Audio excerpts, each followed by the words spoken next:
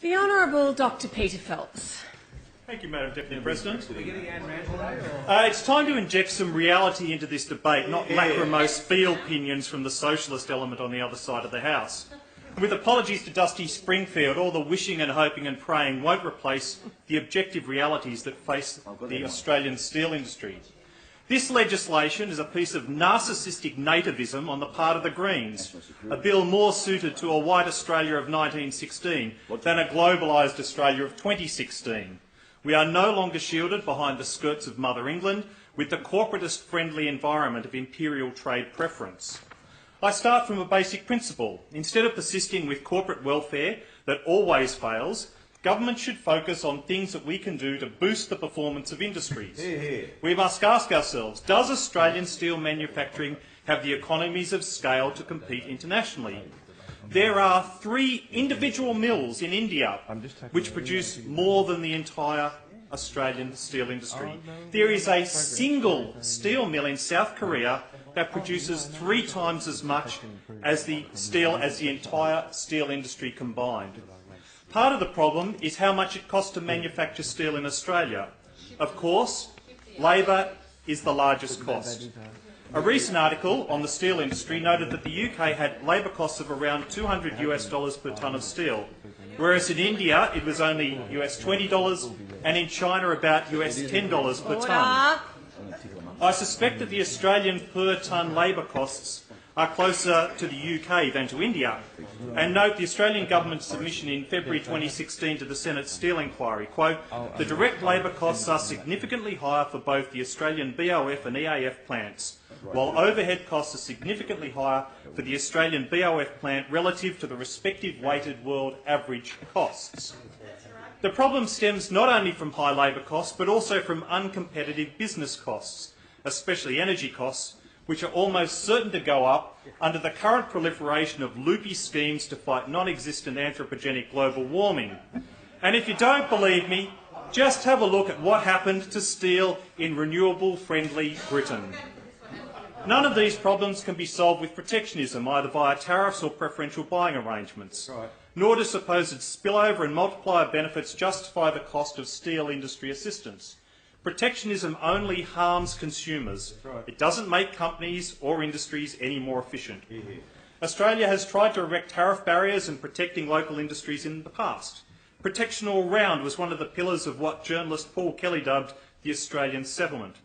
The failure of this policy was stark. Paul Keating famously warned that Australia risked becoming a banana republic, and then Hawke, Keating and Howard progressively dismantled Australia's protectionist system.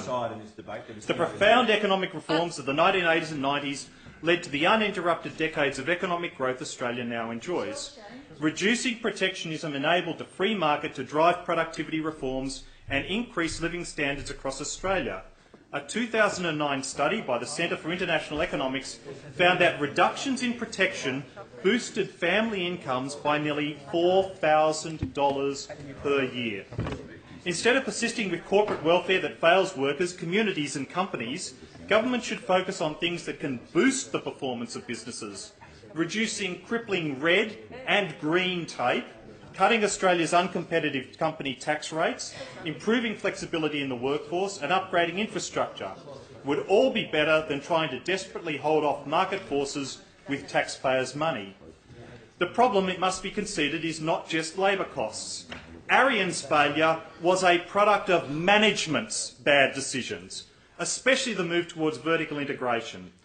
2013 Ernst & Young report of Steel Worldwide concluded, and I quote, "The enterprise value of the top 30 steelmakers over the last 30 years shows that vertical integration has either no effect or a slightly negative effect on the valuations of steelmaking companies," unquote.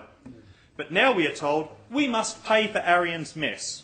The South Australian government's pledged $50 million of taxpayers' money, and as always for South Australia, now has the begging bowl out for Canberra to pony up another $100 million. They're used to that. There are some in the union movement who have claimed that the, quote, "costs are not significant and the payoffs are high," unquote. If that's true, then let the AMWU and the ACTU pay for it, or the ALP and the Greens can pay for it. But no, they want taxpayers to pay for it. We are told that $150 million is needed to save 5,000 Whyalla jobs. If these workers aren't prepared to invest in their own future, then why not get the industry superannuation funds to invest in the project? As the AMWU's website proudly proclaims, quote, Media Super is one of the AMWU's official superannuation partners, along with Australian Super, CBUS and MTAA Super Fund. Well, let's see them put forward the cash, take the risk, wear the losses, or, if we are to believe the AMWU and the South Australian Government, reap the financial rewards of this investment. After all, as a good socialist trade union, surely the AMWU supports the socialist objective, worker ownership of the means of production. Now they have the opportunity to put their money where their mouth is. Or maybe they fear that worker control will simply lead to another debacle, like ACTU Solo, for those of us old enough to remember it. For a group which demands all the benefits of capitalist production but has none of the entrepreneurial talent required to achieve it. Now, in a prior contribution, the Honourable Penny Sharp spoke about, quote, throwing Illawarra under a bus. But Labor's own climate change policy does just that. Federal Labor makes it explicit. And I quote, we do recognise that there will be uneven impacts across Australia with some industries and regions impacted by change, especially those with a heavy reliance on fossil fuels like the Latrobe Valley, Illawarra, the Hunter and Collie River Valley, along with other emissions-intensive trade-exposed sectors. But I'm sure that the AMWU, being the good left-wing union that it is solidly in support of Labor's environmental policy, a policy that will throw the Illawarra and Hunter, by their own admission, under a bus. There was a time, Madam Deputy President, when industry was celebrated. The building of a new dam, a new factory, a new steel mill, a new rail line, a new power station. These are all events that were cause for celebration. Back when we understood just how much work is required to stave off starvation and poverty for mankind. But now, 200 years into the most prosperous time in human history, we've forgotten what it takes to prosper. We've lost sight of just how real and terrible poverty and famine actually are. We think that we can demonise those who produce and celebrate those who redistribute, and that it will never come back to bite us. At their worst, we see environmental campaigners like the Greens Party celebrating poverty, a pre-industrial age, a time before electricity or coal or steel or modern vaccines, a time when life was short and brutal. But somehow, this time has become idealised in the minds of the Green left to be a golden age of peace and prosperity, of harmony and virtue. What a shock they would suffer if they found they had to actually leave their cafes in the eastern suburbs of Sydney and work as hard as mankind had to do back then, and suffering the hunger, fear, cold and sickness that used to be an accepted part of life. A large part of the problem stems from the fact that statists, like Labor and the Greens and the unions which support them, commence from an a priori assumption that because they see humanity producing and trading, there will always be production and trade.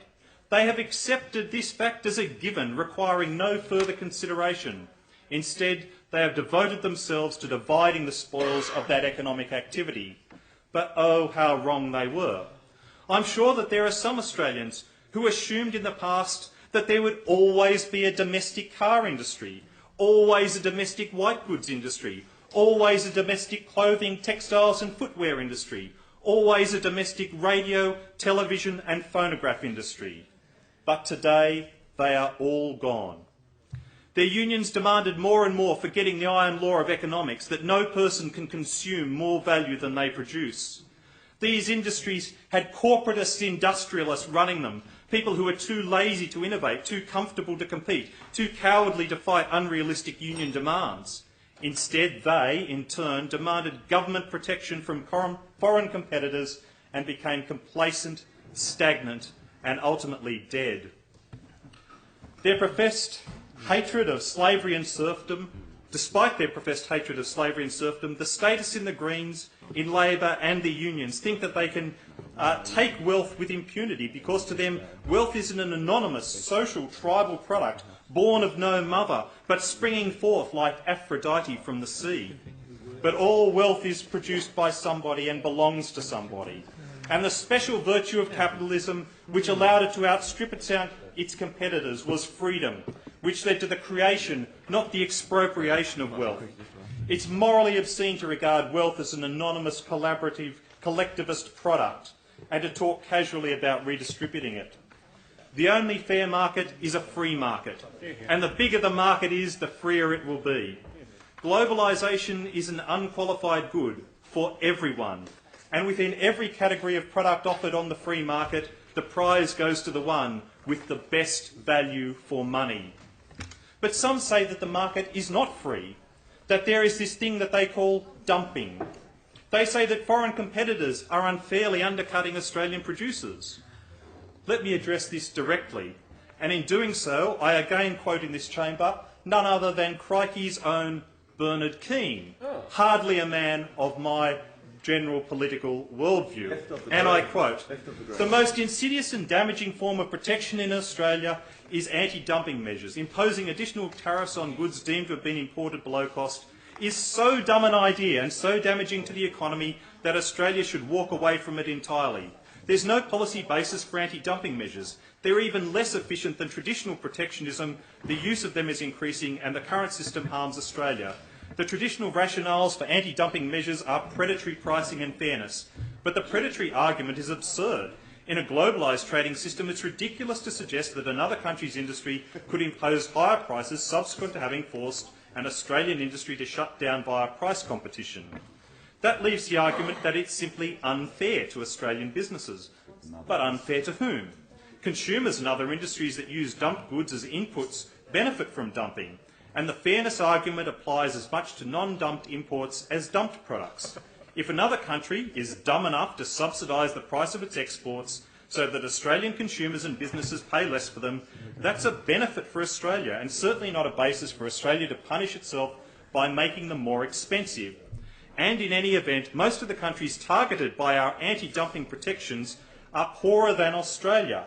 So on an international level, the fairness argument is reversed. Anti-dumping processes also come with significant bureaucracy. But worst of all, the current system hurts Australia. Consumers have to pay more for imported goods, businesses face higher costs because they're unable to take advantage of lower prices offered by importers. These costs flow through the economy, distorting markets. Sectors like the steel industry come to rely on anti-dumping actions as a core part of their business model, rather than competing more effectively against imports. But because these costs are diffused across the economy, while the benefits of anti-dumping are concentrated in one sector or company, they're disguised from the public and policymakers.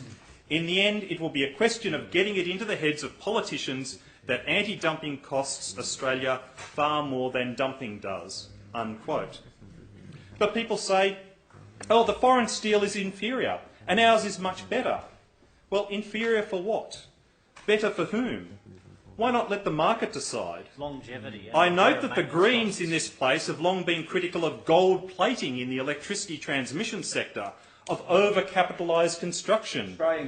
Yet here they come with a bill which promises to do precisely what they criticise.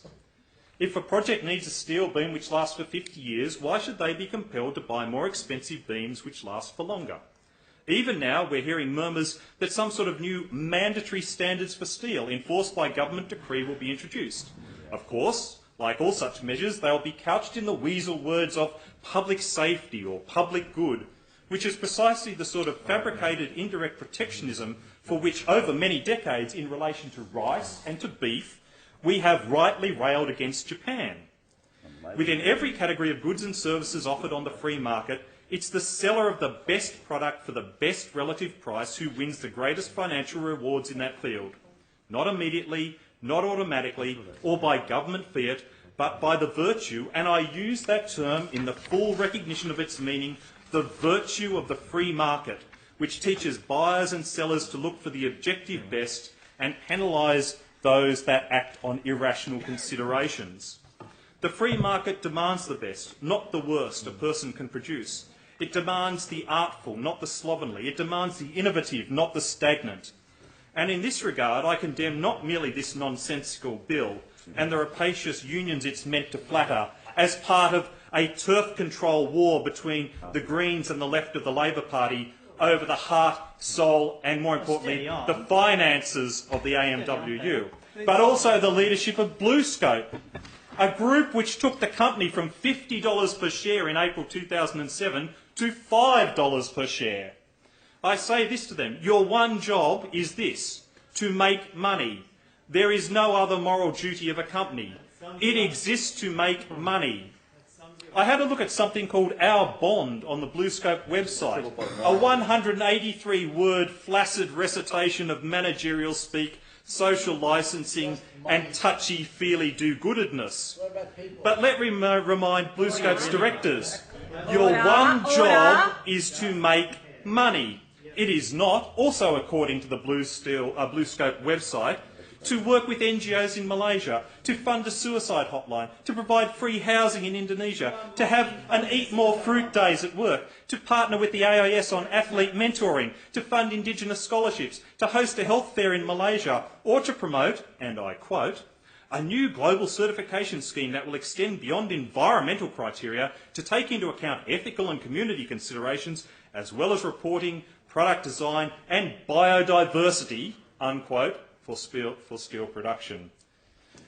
Your job is to make money on a free market, not to try and get an Order of Australia for your directors by ostentatious displays of corporate philanthropy using profits which rightly belong to shareholders.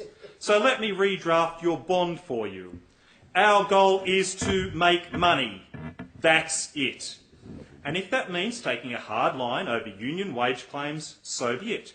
If it means calling on the government for reform, not for bailouts or protectionism, but for deregulation and reduced taxation, so be it. If it means retrenchment, so be it. And if all that fails, and it means winding up a business which can no longer compete viably in a globalised economy, then so be it. The type of business person who seeks special advantages by government coercion creates a burden for all. And who pays? The overwhelming majority of business people who paid the taxes and higher costs of such coercion, but gained nothing. Who justifies such policies and sells them to the public? Statists who manufacture absurd doctrines such as the public interest, or manufacturing strategic materials, or protecting regional jobs. Madam Deputy President, one of the interesting things about this debate so far has been the demonisation of other overseas countries, of China. And I was wondering where I had heard such words before. In fact, they come from the Fourth Intercolonial Trade Union Congress of Adelaide in 1886, where it was unanimously agreed by the trade unionists present that Chinese immigration should be abolished, quote, because first, the competition of Asiatic against European labour is entirely unfair. Wow. That sort of mood made its way further into the Australian Labor Party. Because when they wrote their objectives in 1905, the objectives of the Federal Labor Party were such that, quote, the cultivation of an Australian sentiment based on the maintenance of racial purity and the development in Australia of an enlightened and self-reliant community, unquote, took precedence over, quote, the securing of the full results of their industry to all producers by the collective ownership of monopolies and the extension of the industrial and economic functions of the state and the municipality, unquote. In other words, as the historian Humphrey McQueen noted, the Labor Party and the trade union movement which made it up was racist before it was socialist. Madam Deputy President, this is simply another example of the progressive demonisation of foreigners which we have seen. We have seen it in the ETU's campaign prior to the last state election, where nefarious Chinese elements were seen as grasping for our electricity assets. Well, I'm not going to sit by and pretend it's not happening. I'm going to call it out for exactly what it is. Because ultimately, it's from the pockets of other workers that the money will be stolen. Because government has no money in and of itself. It takes money from others in the form of taxation. And the taxed public has a right to demand and has every right to expect that the money will be used in the most efficient manner possible. That does not mean feather-bedding procurement processes for the sake of sectional interests. I oppose the bill. I was in real doubt about your position on that.